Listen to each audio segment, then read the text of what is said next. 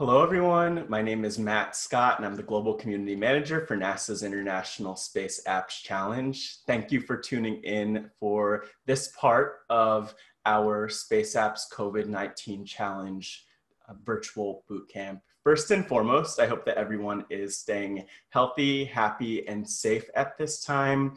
And I hope that you're looking forward to the COVID-19 challenge. But I'm very excited to share that right now I'm interviewing a special guest, none other than Astronaut Cady Coleman. Cady, how are you doing today? I am good, and it's so nice to see you, Matt. I mean, we've known each other really a long time through space apps. I mean, it's a really important, I don't know, I never know what to call it, but it's just really important to me.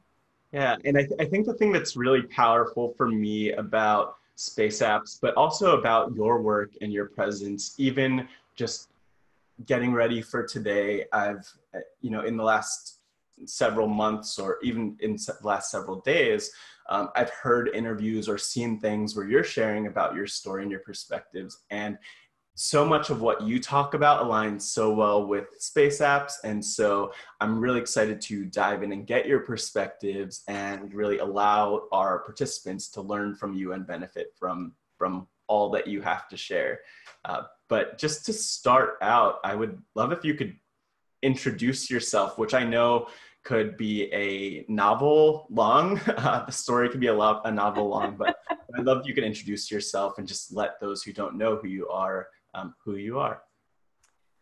Well, my name's Cady Coleman, and I was just about to say I'm a NASA astronaut, but I retired from NASA 3 years ago.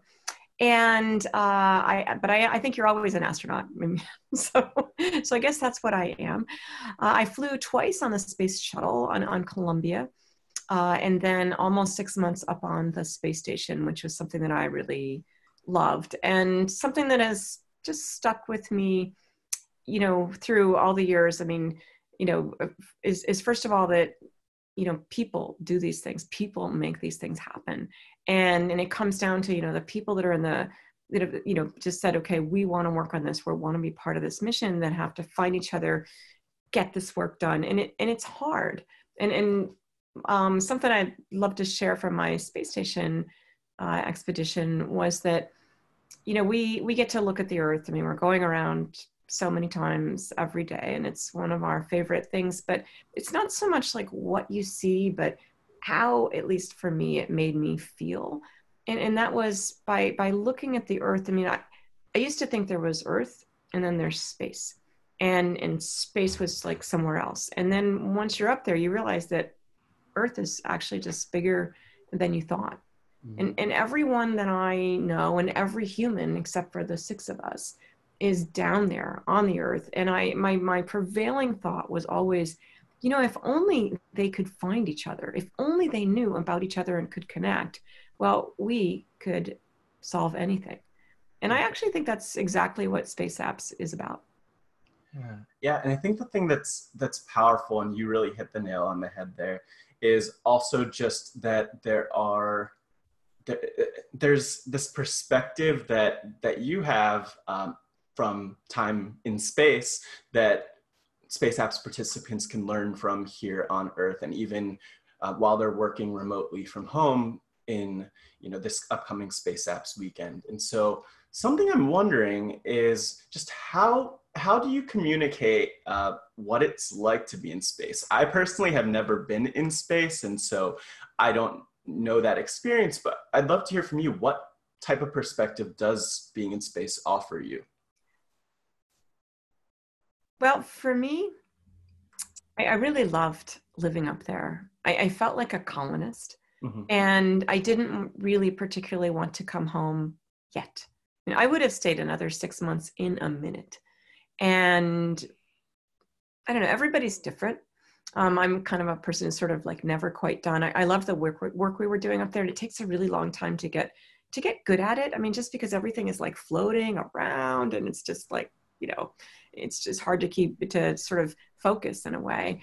And so it takes a while to get good at it. And once you're good at it, then I felt like every single minute that I could get another data point for another experiment, that it really made a difference, not only for exploring further, for understanding how are we going to live as people? How are we going to stay healthy as people? How are we going to recycle our air, our water, all those things?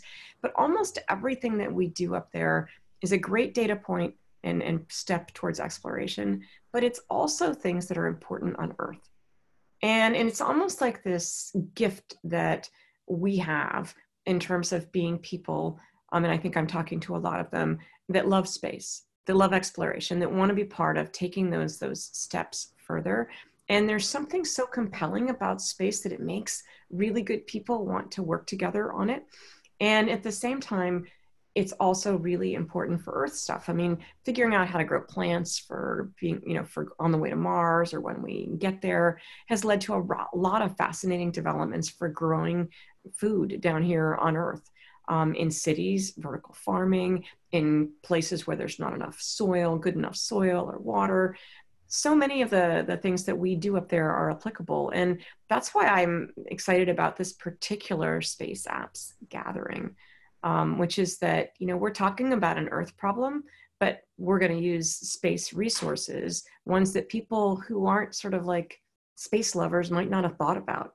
We have a bunch of people motivated to solve problems for COVID-19, but not all of them actually have the frame of reference that you do as someone who is fascinated and wants to understand how can we go further in space. So I'm really pretty excited about that. I know it didn't exactly answer your question, but I had to say it. No, that's really important. And I think that's an important point to make, because it gives that space and NASA give an important frame of reference for addressing problems. And people don't often think of NASA and even ESA and JAXA as providing information that we could use to solve or address problems here on Earth. And that's exactly what they're doing with the COVID-19 challenge that's coming up. But one thing that's so important and critical to Space Apps is the teamwork aspect. And I know that this is something you also have experience with. I know from what you've shared about your experience that not only has it been going to space and working with astronauts who are from all around the United States, but also working with astronauts from Italy, from Russia. And so what is that experience like, working with people who aren't from the same place you're from, or don't have that same frame of reference that you might have going into it? Well, I'll share some things that I've really thought about and that were true for me, mostly because, you're gathering people for a really important mission. And this is gonna be exactly what I think it feels like, especially now that we're having to do so many things virtual. It's harder and harder to find each other and also to know what each other is like. And the way I tell it, when I think about stories from my mission, is if you look at the picture of any space crew and you're going to see like 6 people who lived on the space station or 3 that were on the Soyuz together. But no matter what, you're going to see those pictures and you're going to realize those people are really not the same as each other. They're all really different. And we don't get, despite any myths, NASA never thinks, oh, this person will be great with that person, why don't we send them together? It's a luxury that we just don't have. And it's kind of like when, in your own family, you don't really get to pick your family, right? And it's when you're working in a group at work and you don't really, you don't exactly pick your boss either, or they don't exactly, they're filling skills and needs. So you bring those things to the table, but you have a lot of situations, I think, where you've got a mission to accomplish and you have to do it with the team that you really have. And that happens to us too. And the things that I like to recommend to people is that they find a way to connect with each other. And I think and so you mentioned, Russia and Italy. My friend Paolo, there's almost every picture that you see of him, Paolo Nespoli. He's just like big, open, hey, what? He's friendly and he's easy to connect with. And at the same time, when I really want to know how Paolo is doing, ironically, I had to learn how to eat lunch. Because this is something, it's really, food and talking and sort of relating over food was really important to Paolo. And I think if we were on the same crew right now, we'd be having like virtual lunch and I was used to driving around the Space Center, I had like a case of water, a case of, granola bars. And I mean, I'm ready, right? And Paolo's like, what? And so I had to learn that. My Russian crewmate had a fairly inscrutable sort of like face. And I was like, wow, does he like me? Is he interested? If I'm talking and the face is looking at me? And I had to learn that he may have an inscrutable face, but he's got a wonderful inside. And we share a lot in common, but I had to sort of dig and look for it and ask him more questions than I might have wanted to. I mean, to where you want it to be easy, but when the work is important, these are the things you have to do is find this way to connect to each other. And that's how you take a team that doesn't even know each other and make them. But it takes work, and it takes. I tell people there's no way to take the danger out of human relationships. I mean, to ask this question like, I keep talking about this, and then you never really like interface with me and say, that's great, we should do more of it. You really want to say, did you hear me? Did you understand me? Do you understand me? But actually, it's not a good idea for a reason I just don't understand yet. I mean, those take some candid conversations that are not easy to have. And I think you'll find yourself, I mean, the more you dig in and do that, and the purpose of me talking to you right now, I think, is to give you permission, all of you, all Space Apps participants, is to realize we are here to get some work done. And it's really important work. And when I think about my space team, sometimes I know that, there's things that I bring to the team and people know it. But sometimes there's things I bring and they don't know. So I have to be brave enough to like bring that up. And I also have to be open enough to look around and see who else has something, but it's not in their nature to bring it up. So who do you need to help come to the table? And how do you make sure that people see what you bring to the table? And it's going to take some interacting for Space Apps. And I say this, but I'm so sure it can be done, and that really interesting partnerships and collaborations will come from this, not to mention results. Yeah. And I think that the beautiful thing about that was so wonderfully said, is that it reminds me of something I know you've spoken about before, and I've heard you speak about before, which is there are these iconic images from space of, you astronauts, and you have one who, see, even the way I say it, you have one who's right side up and then one who's upside down, or, others who are upside down. And so I've sat with one of these pictures in my hands, looking at it, and almost not noticing the astronauts who are the other way, and then I had to flip it over. And so could you just talk about how tips that you might have for Space Apps participants to like flip that picture and be able to see that other side of things? Because even in the examples you were mentioning, we have different cultures. We come from different places. Some of us are more expressive than others, and a lot of that's just how we were brought up and where we come from. And so, I'd love to hear from you how the global Space Apps community can flip the picture. You Google Space Shuttle crew portraits, you're going to see all these years of Space Shuttle crew portraits, and you'll see some of them where, everybody's in a row like this, even though they're in space. But there's some where they like make a little circle or something like that, and nobody wants to be the upside down person, okay? Because you're not going to be really like sort of seen. And if you look at pictures of people in space, if they're not really we're just used to looking kind of straight up and down, then you really have to kind of like really try to see them. And I like that Matt brought this up, because it's kind of a metaphor for, when you, let's say you work with somebody, maybe you're even like married to them, okay? And then there it is, in my case, my husband actually does take out the trash all the time, but you could go, there, the trash, not out again. I mean, if you look for the things that bug you, you will see them every time, right? And you go, there it is again. And yet you have to just be disciplined.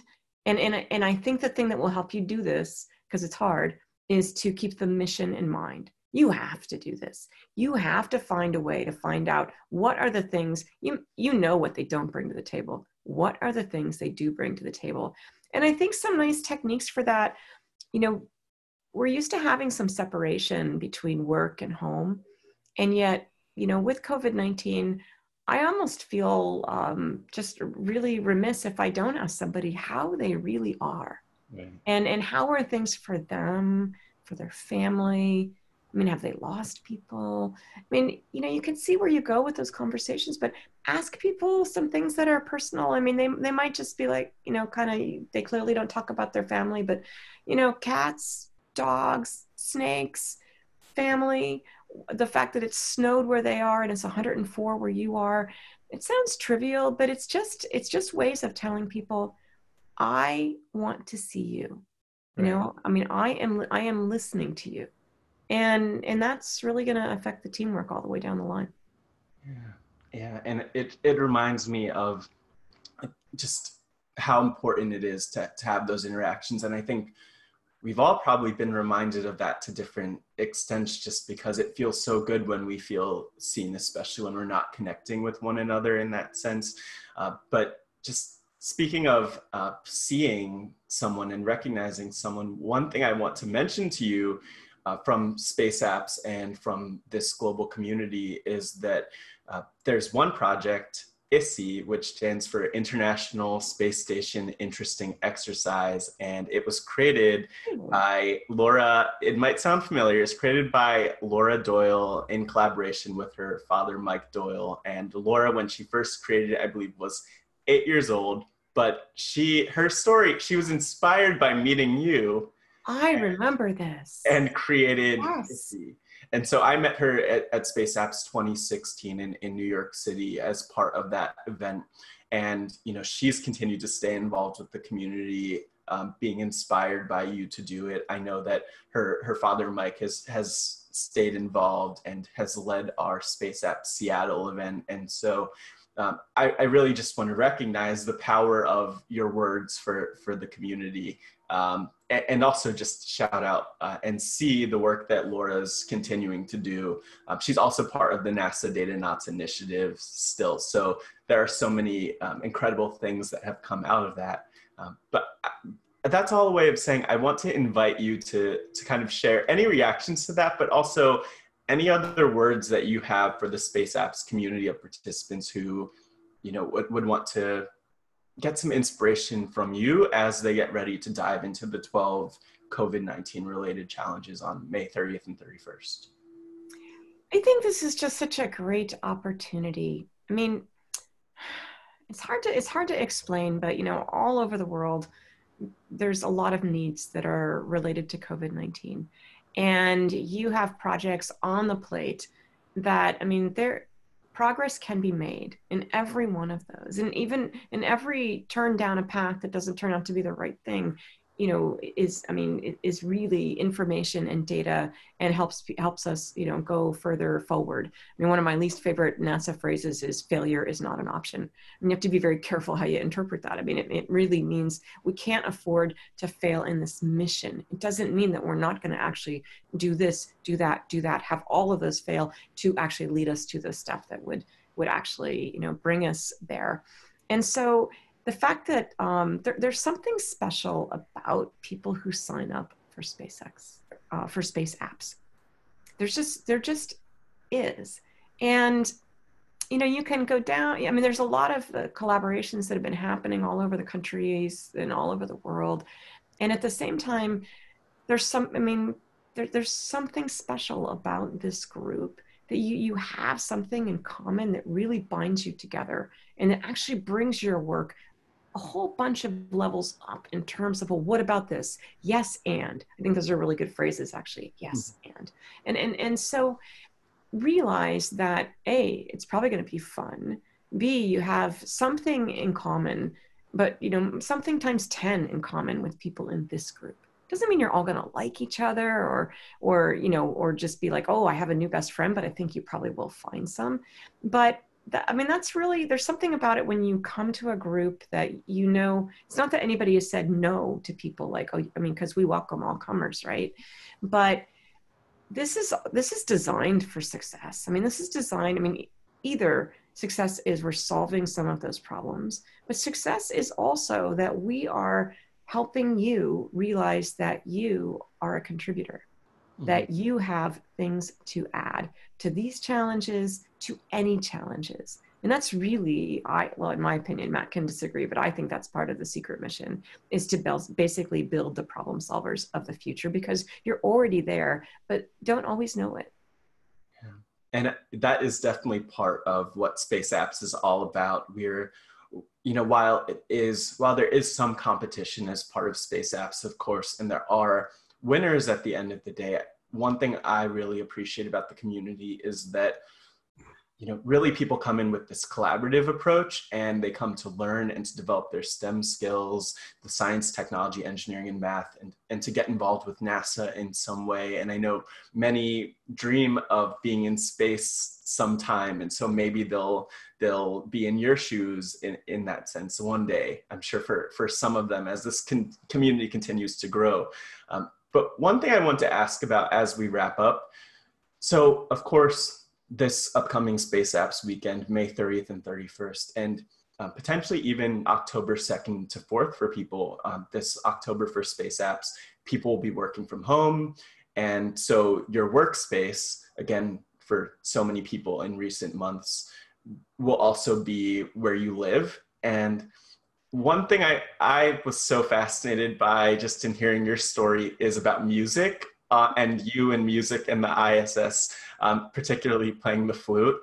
And so I'd love from you, are there any insights you have on just how to have a workspace that you're working in, but also manage to take that time to give yourself a break, or to enjoy the things that you do? Because I know that it's going to be a long 48-hour weekend for people, and I hope that they're able to do things that they enjoy, like you did on the ISS. That's a really good point, Matt. And I'm actually not the best at this in terms of, sometimes I'm like, oh, there's no time for this. There's no time to play my flute, because if I'm not done with this, I thought it'd already be done. And now I'm like an hour late or hours late. And yet the time that you take, so I say this because I know it to be true, and I really try to do it. But the time that I take to go for a little walk, even 10 minutes, there's something that just kind of like your head clears out. You kind of get a little tiny bit of distance where you realize that thing that you were focusing in on, or that person that you've got a little bigger picture now. And the same with music. This would happen to me on a Friday night during training. There's a group that I used to play with, sort of a larger group, and then there's some of us that would come and go, and at a Friday night at a pub, and I would be working, and I would have meant to have gone at 7, maybe eat dinner, play some music, and now it's already 8 and maybe almost 9, and I'm just thinking, I got to work tomorrow. I should just go home. I'm like, I'm just gonna go. I'll play a few songs, and then I'll go to bed, pretty early or whatever. And I go there, and I think it's about doing something that you love, or something that, my phrase is, something that makes you feel like yourself. And even though it's time out of your day, it kind of reminds me of who I am. And I remember leaving, and this was a particular Friday night. I remember just thinking, how could I have not gone? Where I am so much more able to tackle what's in front of me now, because I've kind of remembered who I am. And so do those things, whether it's cooking or being with your kids or reading a book or getting some exercise, pick one of those things, or pick 5, bring your teammates with you, or agree you're going to go on a virtual walk and each go and then come back. But do those things, because it will get down to that time where you feel like there's not very much light in the tunnel. And there really is always light in the tunnel. There is always more time. And the things that you're doing are, they're really, really important. But by definition, there's not like what's the question? What's the answer? Now we're done. You might have to adjust what that stopping point for now is, but it's definitely a contribution. And it's the collaboration and what you've discovered about each other and yourselves that is actually the key to all of us going further. So I'm pretty excited about what you're going to do. And I wish everybody just the best of luck. So thank you so much, Cady, for joining and for being part of this virtual boot camp. And for those who are watching, thank you for tuning in. And we look forward to having you as part of the Space Apps COVID-19 Challenge. NASA is part of it, ESA and JAXA, and other space agencies are supporting and getting engaged in one way or the other. And so we look forward to having you involved. But thank you, Cady, again, for just being involved in space apps and really supporting the mission, and for joining us today. Well, thanks. I'm excited just thinking about it. I mean, it's a really special thing, and you're in great company. So enjoy all your minutes. Awesome. And just to close us out, could you just tell us where to follow you on online, or where to engage with you online? In general, like many of the astronauts, I'm at astro underscore and then Cady, spelled in a weird way, Cady, blame my mom. So most of my social media is that way. Sometimes a little underscore thing isn't there. But I'd love to hear from folks. I've been trying to be a little more active on social media and speak out during this time. And it's been really nice for me to hear from folks. So give me a shout.